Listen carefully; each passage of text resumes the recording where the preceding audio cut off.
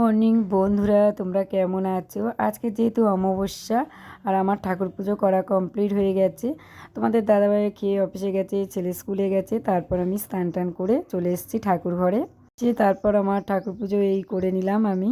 আর এখন চলো আমি ব্রেকফাস্ট করে নেব, যেহেতু অনেকটা বেলা হয়ে গিয়েছে। প্রতিদিন ঠাকুর দিতে দিতে প্রায় আমার 11টা সাড়ে 11টা বেজে যায়, যেহেতু ওরা যাওয়ার পরে আমি তারপর ঠাকুর ঘরে আসি।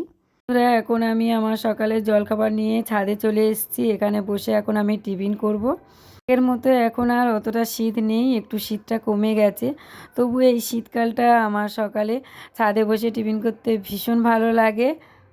আমি টিফিন করছি মুড়ি আর আলু তরকারি আর চানাচুর দিয়ে, কারণ আজকের যেহেতু অমাবস্যা আর আমাদের বাড়িতে অমাবস্যায় নিরামিষ খাওয়া দাওয়া হয়, যেহেতু আমাদের ঠাকুরের পুজো হয়, যার জন্যে অমাবস্যাতে আমাদের নিরামিষ খাওয়া হয়।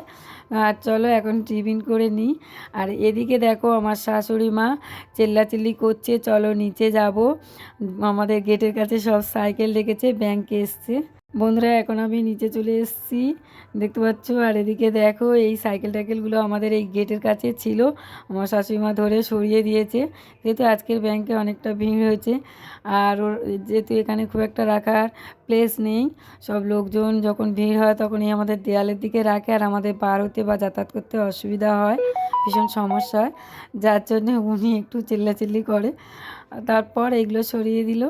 ভিডিওটা কেমন লাগলো কমেন্ট করে জানাও বন্ধুরা।